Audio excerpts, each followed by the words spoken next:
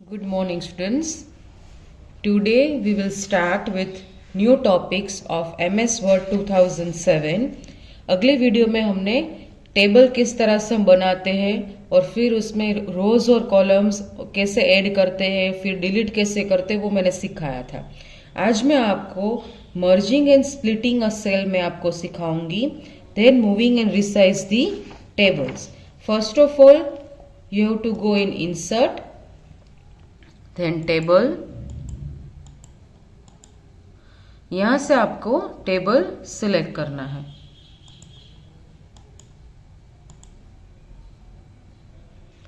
मैंने ये टेबल को सिलेक्ट कर लिया.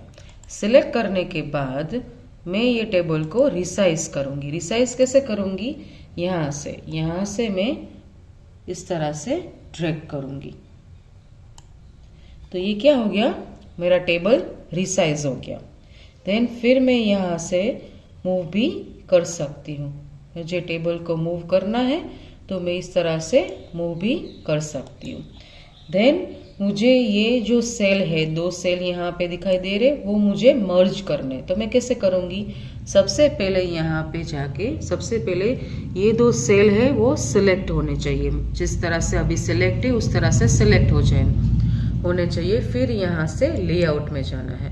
लेआउट में जाके आपको मर्ज इन सेल्स यहाँ पे दिखाई देगा, उस पर क्लिक करना है. क्लिक करने के बाद आप देख सकते हो कि ये जो यहाँ पे 2 सेल्स थे वो एक सेल हो गया. ठीक है, 2 सेल्स थे उसमें से एक सेल हो गया. उसको क्या बोलेंगे? मर्ज. क्या बोलेंगे? मर्ज. अब वापस से मुझे ये जो एक सेल है वो 2 सेल करने हैं. तो क्या करूंगी? सबसे पहले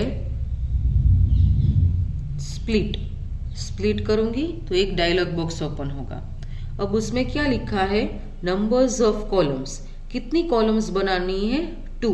और रोज कितनी रखनी है? 1. And then okay. तो आप देख सकते हो कि जिस तरह से पहले था उस तरह से हो गया. ये क्या था? Merge and split the cell.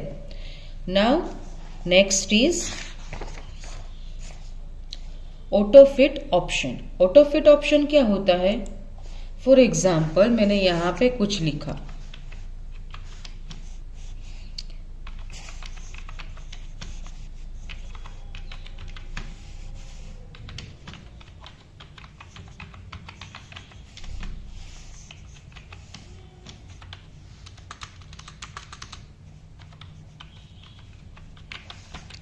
यहाँ पे मैंने कुछ लिखा.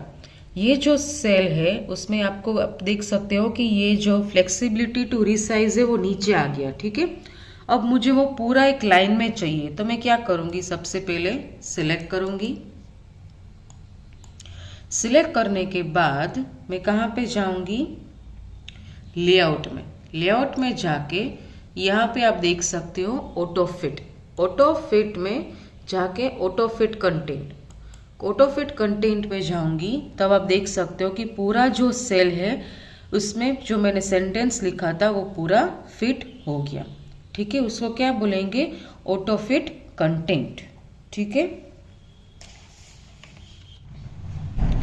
Now Autofit window.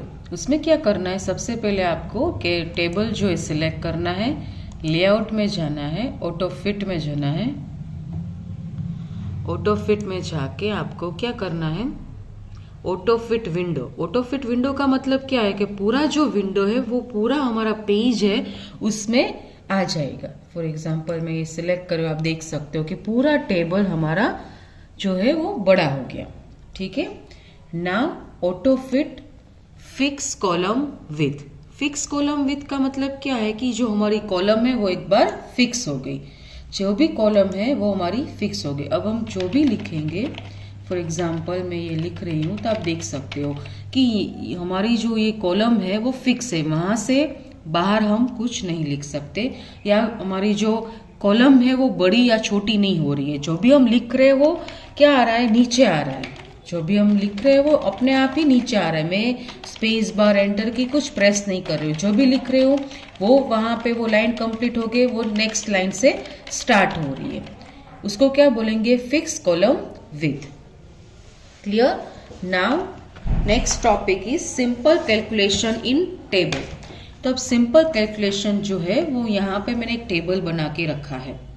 यहाँ पे मैंने लिखा है प्लेयर्स, प्लेयर्स के 3 नेम लिखे हैं, फिर इनिंग्स 1, इनिंग्स 2। अब मुझे इनिंग्स 1 और इनिंग्स 2 का जो मुझे टोटल चाहिए तो मैं कैसे करूंगी, with the help of formula. तो फॉर्मूला कहाँ पे है, लेआउट में फॉर्मूला।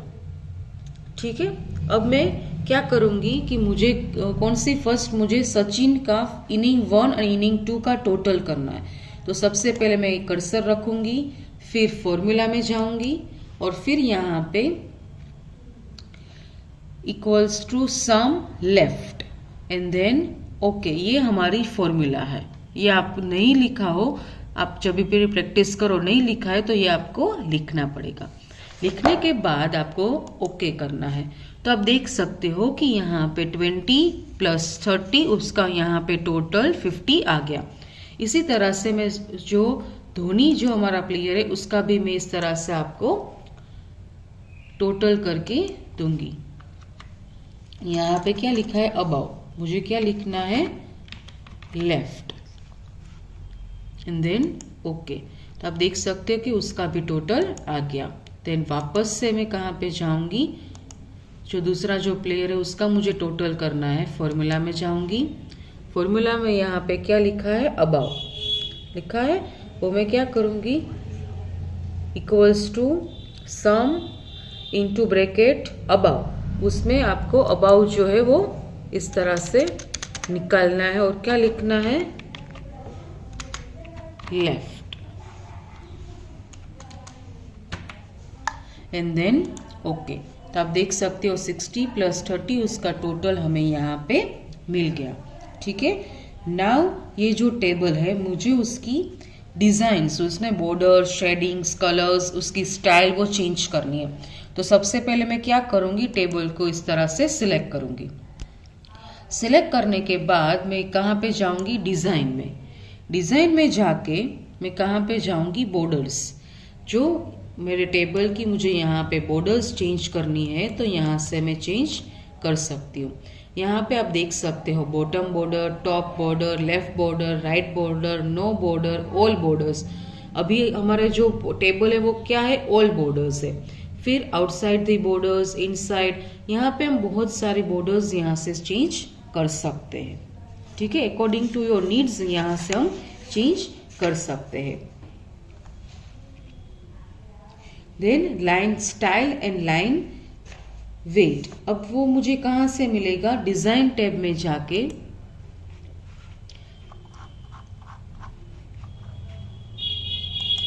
सबसे पहले क्या करना है, टेबल को सिलेक्ट करना है। सिलेक्ट करने के बाद क्या आ जाएगा, डिजाइन टैब। डिजाइन टैब के बाद मैं कहाँ पे जाऊंगी,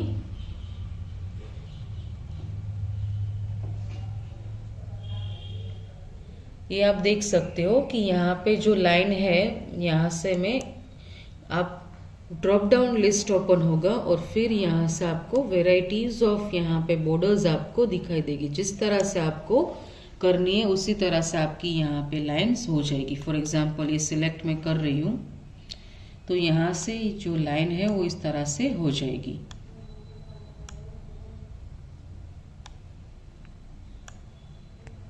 ये जो पूरी लाइन है मुझे इस तरह से चाहिए, तो इसी तरह से पूरी जो लाइन जो है वो यहाँ से चेंज हो गई। इस तरह से मुझे कॉलम में भी करना है तो मैं कॉलम में चेंज कर सकती हूँ।